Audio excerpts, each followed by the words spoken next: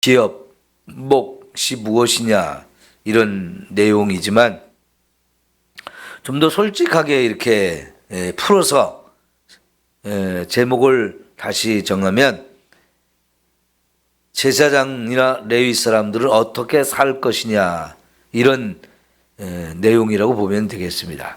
그런데 구약시대에 이렇게 제사장 혹 레위 사람의 이런 어떻게 살 것이냐 하는 부분은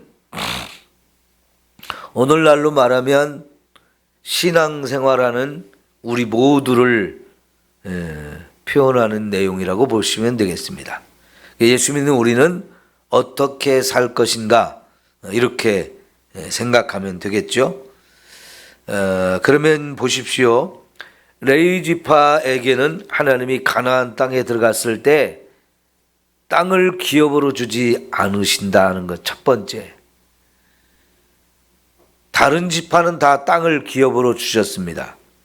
그래서 가나안 땅에 들어가면 다 내 땅을 받게 되고 거기 농사를 짓고 이제 자유롭게 살 수 있게 됩니다.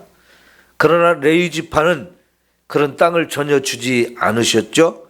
그러시면서 이제 하나님이 하나님 자신이 레위 지파의 기업이다라고 말씀을 하셔요.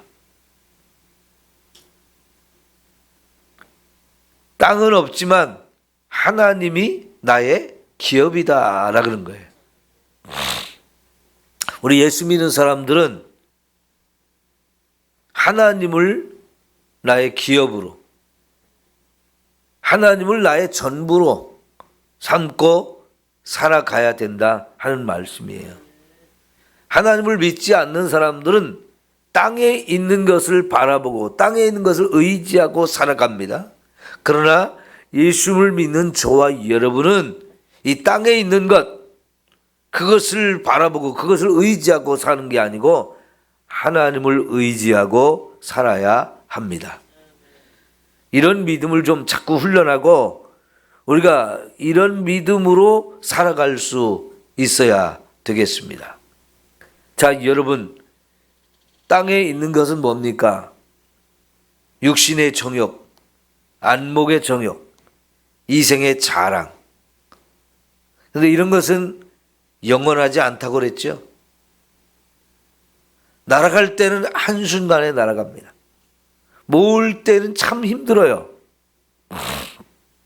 모을 때는 힘들지만 날아갈 때는 그게 한순간에 다 날아가 버릴 수 있거든요. 결코 영원하지 않아요.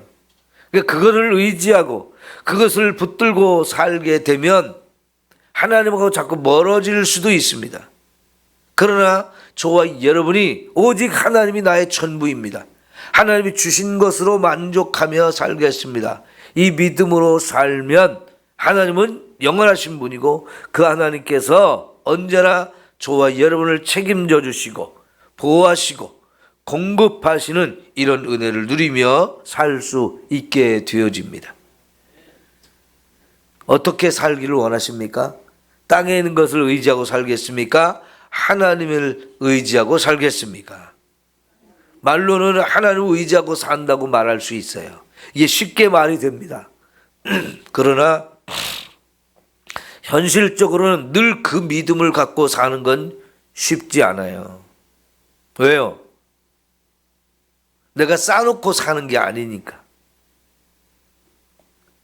오늘 일용할 양식을 주시면 그것으로 감사하고 내일은 또 하나님이 내일 것 주실 거야.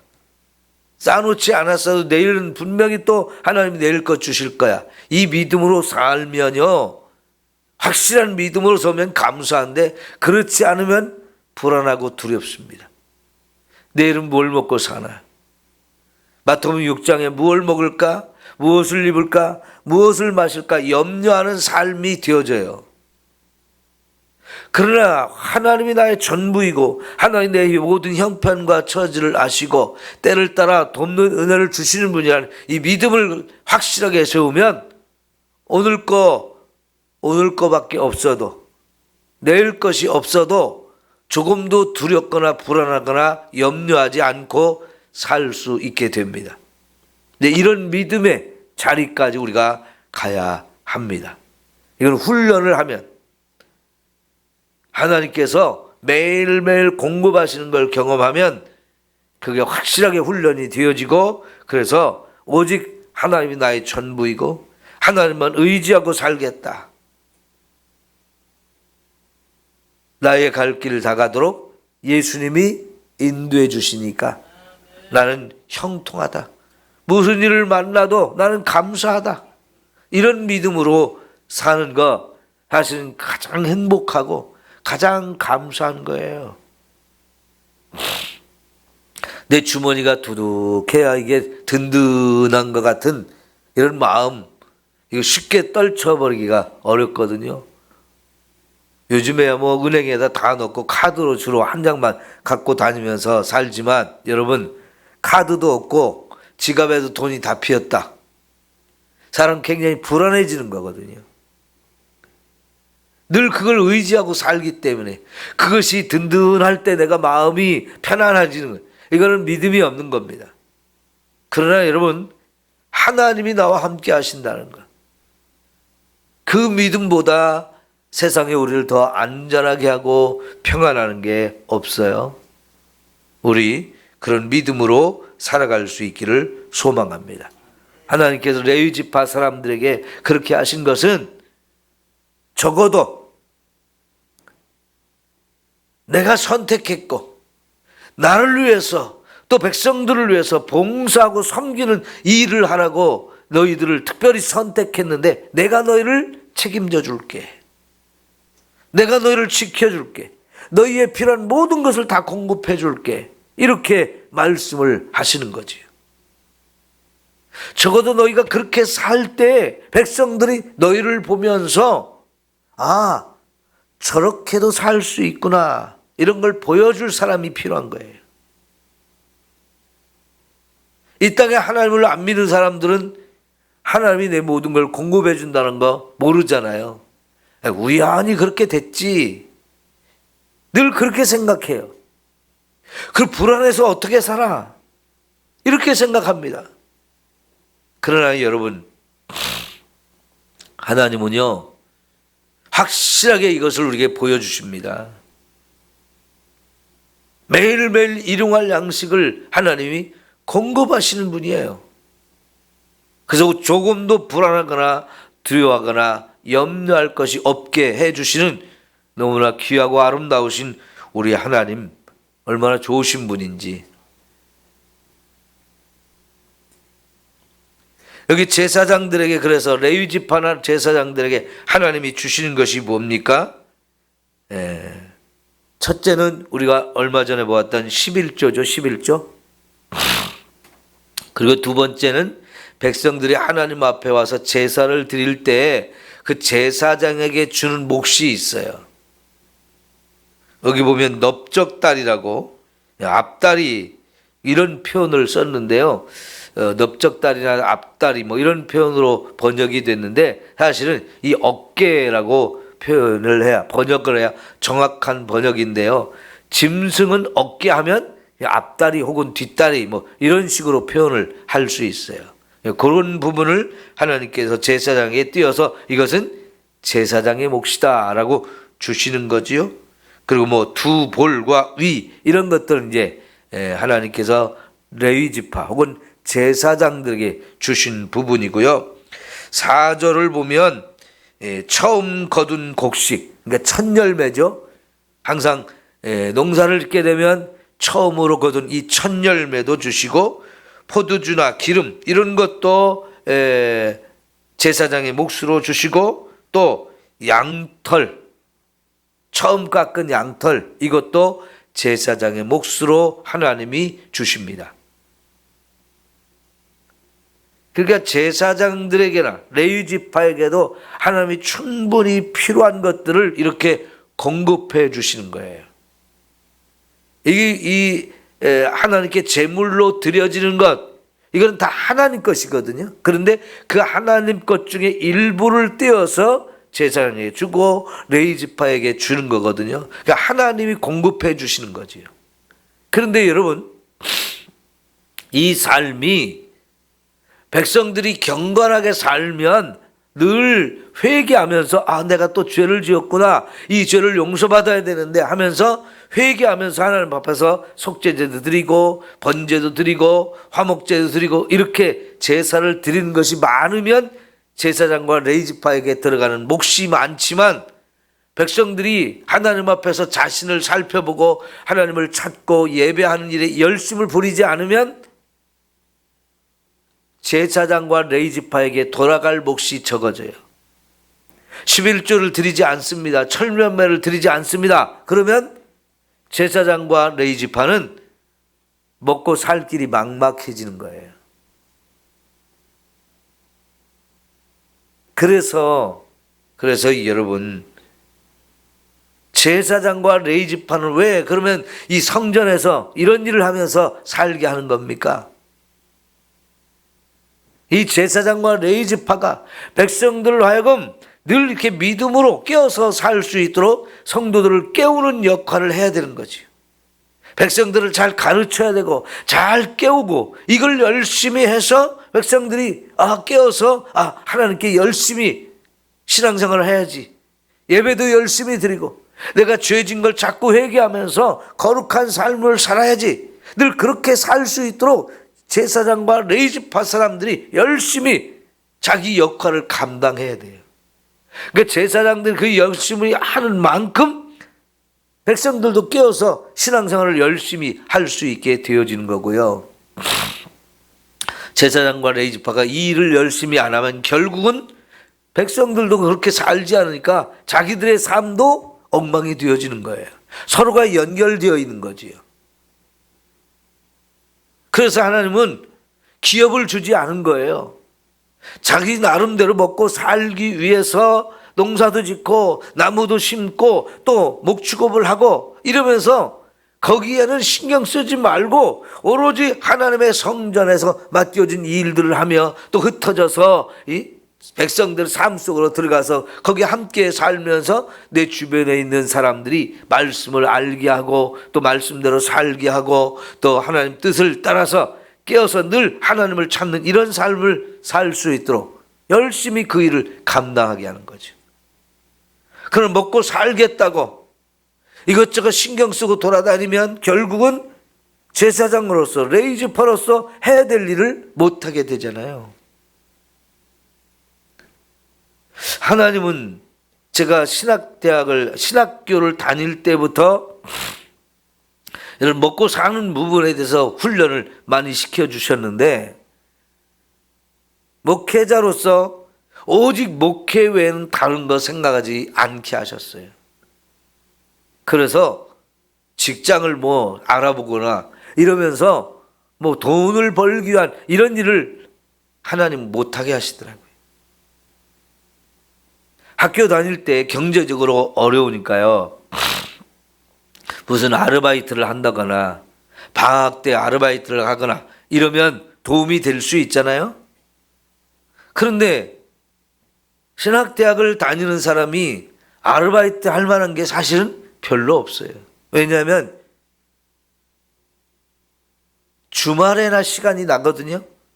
주말에 교회 가서 봉사를 하지 않으면 얼마든 시간을 빼서 주말에 일을 할 수 있어요. 근데 주말이 결국은 신학대학 다니는 사람들은 교회 가서 봉사를 하면서 교회 사역을 배워야 되는 거예요. 학교에서 공부한 것만 가지고는 목회를 배울 수가 없기 때문에 주말에 교회 가서 애들도 가르쳐보고 청년들도 자꾸 가르쳐보고 또 교회에서 이것저것 목사님이 시키는 걸 또 하고 하면서 교회가 어떻게 돌아가야 되는 건지, 목회자는 어떤 식으로 살고 무슨 일을 해야 되는지 이런 것들을 실제적으로 현장에서 배우면서 이렇게 되고 저렇게 되는 걸 많이 배워야 되잖아요. 그래야 진짜 목회를 제대로 할 수 있잖아요. 학교에서 배우는 것만 가지고는 목회를 할 수가 없기 때문에 목회 현장에서 막 훈련을 제대로 받아야 이게 목회를 하게 되어지는 건데, 돈 벌겠다고 이제 일하러 가면 그걸 배울 수가 없지 않습니까? 그러니까 아르바이트 할 수 있는 상황이 안 돼요. 방학에 한 달 정도 이제 이것저것 아르바이트를 찾아서 하지만 한 달 아르바이트 해가지고 뭐 6개월씩 살 수 있나요? 몇 번의 아르바이트를 해봤지만은 그 잠시 도움이 되는 거지 결국은 도움이 별로 안 돼요. 그렇다고 자꾸 뭘 먹을까, 뭘 입을까, 뭘 마실까 이것만 생각하고 살 수는 없잖아요. 하나님께 그걸 맡기고 사니까 하나님이 책임져 주시는데 조건은 뭡니까? 그의 나라와 그의 의를 구하는 삶이었잖아요.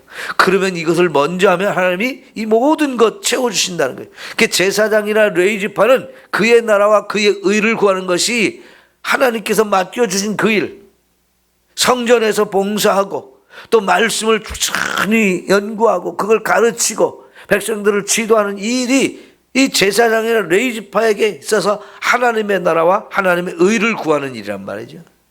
그러니까 거기에 집중하니까 하나님이 다 책임져 주시거든요. 요즘에 개척교회나 작은 교회 목사님들 중에는 이 목회가 어려우니까 그러면 생활이 어렵잖아요. 그러면 직업을 따로 갖는 분들이 있어요. 아니면 사모님이라도 직업을 갖게 하시는 분들이 있어요.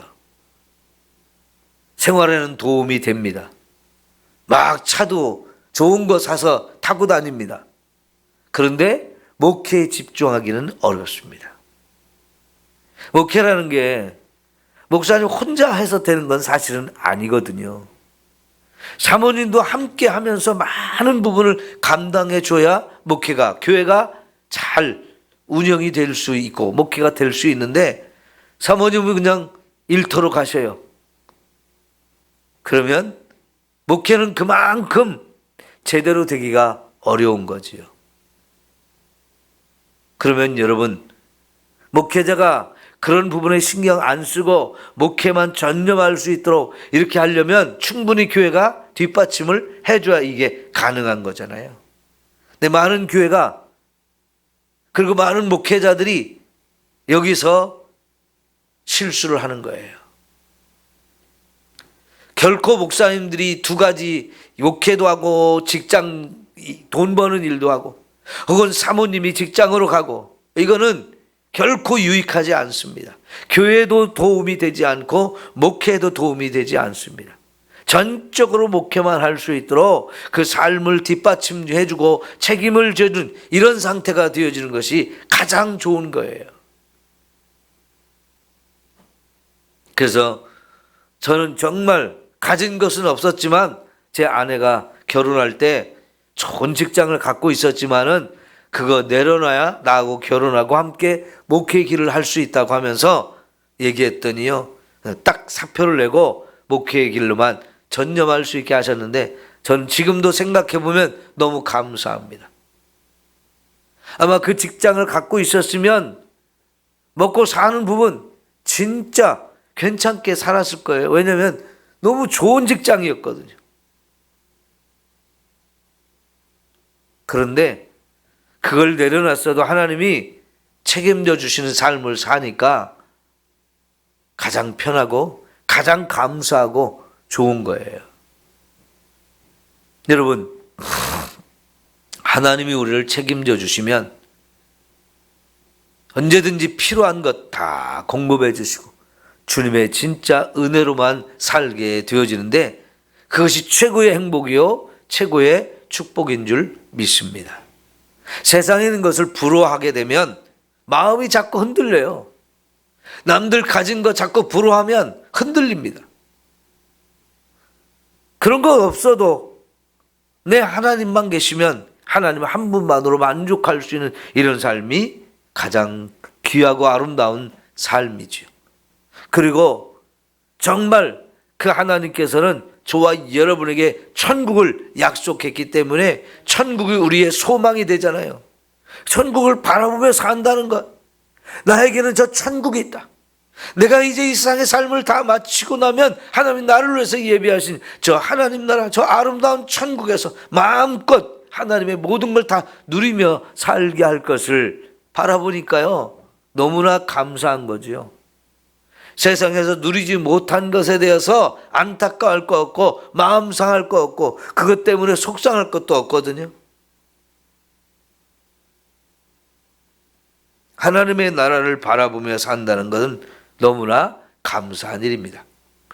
그 다음에 끝부분에 보게 되면 이 레위 지파 사람들이 막 흩어났잖아요. 전국으로 막 흩어났는데 그 지방에서 그렇게 살다가 자기가 뜻이 있어서 나는 중앙성소 하나님의 성전이 있는 예루살렘에 가서 살아야 되겠다. 거기서 하나님만 섬기는 그 일을 해야 되겠다 하고 다 정리하고 이제 예루살렘으로 와서 거기서 봉사하며 살겠다고 하면 하나님께서는 그렇게 허락해 주고 누구든지 그런 레위 지파 사람들이 그렇게 하면 이 예루살렘에 왔을 때 충분히 거기서 평소에 살고 거기서 이제 하나님 주신 거로 먹고 살던 사람 똑같이 대우를 해주고 똑같이 이렇게 살게 해주라는 겁니다. 이건 뭐냐면요, 지방에서도 각 지방에서도 레위 지파 사람들이 해야 될 일이 그 지파 사람 그 지역에 있는 사람들에게 말씀을 가르치고 말씀대로 살게 하고 그들을 재판하는 이런 일들을 해요. 그러니까 지방마다 그 사람들이 유지가 되는 거죠. 지도자들이 돼요. 근데 그 삶도 귀한 삶이지만 나는 하나님의 성전이 있는 데 가서 거기서 예배 드리는 일에 더 열심히 하고 나 거기에 좀 더 하나님 앞에 내 자신을 헌신해야 되겠다. 그런 마음을 갖고 하나님 앞에 오는 사람들한테는 똑같이 대우를 해주라는 거예요. 얼마든지 그렇게 해도 된다는 거예요. 여러분, 하나님 앞에 특별히 자신을 헌신하는 거죠. 이랬을 때도 얼마든지 하나님이 하나님의 성전에서 봉사를 할 수 있고 거기서 먹을 수 있는 길을 다 허락해 주신다는 겁니다. 그런데 이런 목적이 인간적인 목적이 되어지면 안 되는 거지요. 여러분, 목사님들 중에는요, 자꾸만 서울로 가서 큰 교회 가서 목회하고 싶은 그런 마음을 가진 사람들이 사실은 많아요. 왜 그럴까요? 큰 교회 그런 데서 목회하면 이름이 나잖아요. 명예가 올라가요. 큰 교회에서 목회하면 사람이 더 많이 주나요? 이것저것 대접이 더 좋잖아요. 그리고 서울에 가면 자녀들도 마음껏 교육을 시킬 수 있을 것 같은 이런 생각을 갖거든요. 그러니까 거기에는 인간적인 욕심과 인간적인 야망들이 자꾸만 생기게 되는 거예요. 그런 목적을 가진 것이라면 사실은 하나님 보실 때 부끄러운 거지요. 하나님 마음에 합당한 것이 아니지요. 하나님만 전적으로 의지하고 하나님을 위해서만 나 자신을 드리는 이런 삶이 아닌 거지요.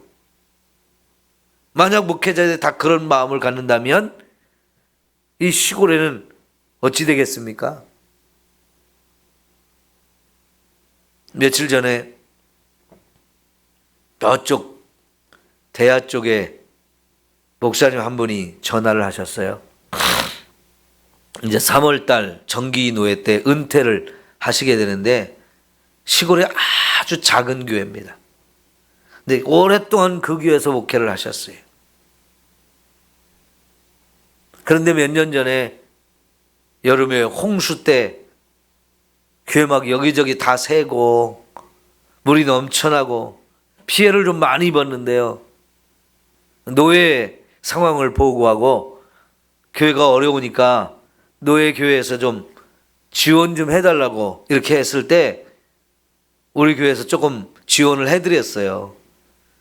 그래서 돌아보면 자기 어려울 때 이렇게 지원해준 목사님과 교회들이 너무 감사하다고 이제 며칠 있으면 얼마 안 있으면 은퇴를 하는데 생각해보면 너무 감사하다고 전화를 하셔가지고 고맙다는 인사를 하시더라고요. 저보다는 선배님인데. 그래서 선배님 전에도 그때마다 여러 번 볼 때마다 고맙다 인사를 하셨는데 왜 또 전화하셨냐고. 안 하셔도 되는데. 그래서 생각해보면 너무 감사하다고 이런 말씀을 하셔요. 근데 여러분 오히려 제가 더 그런 선배님이 감사하죠. 왜요? 시골에 몇 명 되지 않는 교회 거기서 오랫동안 목회를 했을 때 얼마나 힘든 게 많았겠어요.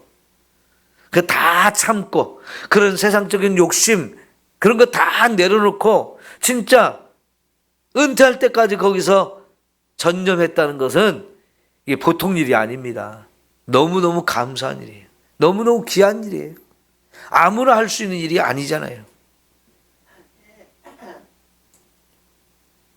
그래도 참 섭섭하겠습니다 그랬더니 섭섭한 게 더 많대요. 목사는 설교를 해야 사는데 이제 3월 달까지 하고 나면 은퇴하고 나면 설교를 할 수가 없으니까 그게 참 서운하다는 거예요. 여러분, 하나님 앞에 우리에게 주신 사명이라는 것은 이렇게 하나님이 죽도록 충성하라고 하셨어요. 게으르지 말고 주의 일에 힘쓰는 자가 되라고 하셨어요. 얼마나 이게 귀한 삶입니까? 이런 삶을 우리가 귀하게 여기고 때로는 정말 주님을 위해서 주님의 나라와 주의 영광을 위해서 이렇게 내 모든 것들에서 헌신할 수 있는 이런 삶을 사는 것 하나님이 가장 기뻐하실 일이고 하나님께 가장 큰 영광이 되어줄 줄 믿습니다. 오늘 우리가 이런 믿음으로 살아가기를 소망합니다. 기도하겠습니다. 하나님 아버지, 우리는 땅에 있는 것, 사람이 가진 것 의지하고 살지 않기를 원합니다. 오직 하나님만 의지하고 하나님을 나의 전부로 삼고 살기를 소망합니다. 구약시대의 레위지파 또 제사장들에게 땅에 있는 기업을 주지 아니하시고 내가 너희의 모든 것이 되어주리라, 내가 너희의 기업이 되어리라 이렇게 말씀하신 하나님을 의지하며 살게 하셨는데 오늘 우리 예수 믿는 사람들이 모두가 그런 믿음을 가질 수 있도록 우리의 믿음을 더하여 주시옵소서. 하나님이 날마다 나의 모든 것이 되어주시고 필요한 모든 걸 공급해 주실 때 그런 확실한 믿음을 가지고 불안함과 두려움과 염려를 내려놓고 살게 하옵소서.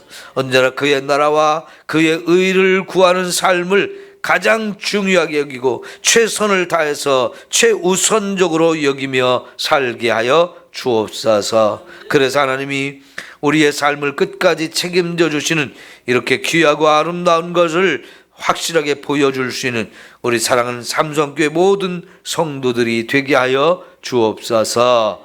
예수님의 이름으로 기도하옵나이다. 아멘.